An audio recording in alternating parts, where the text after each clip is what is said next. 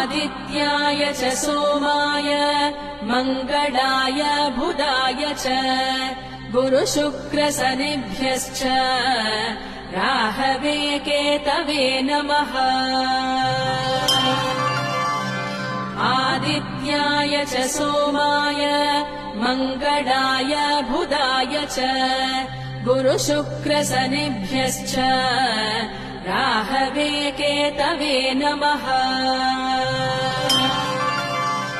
आदित्याय च सोमाय मङ्गलाय बुधाय च गुरुशुक्रशनिभ्यश्च राहवे केतवे नमः।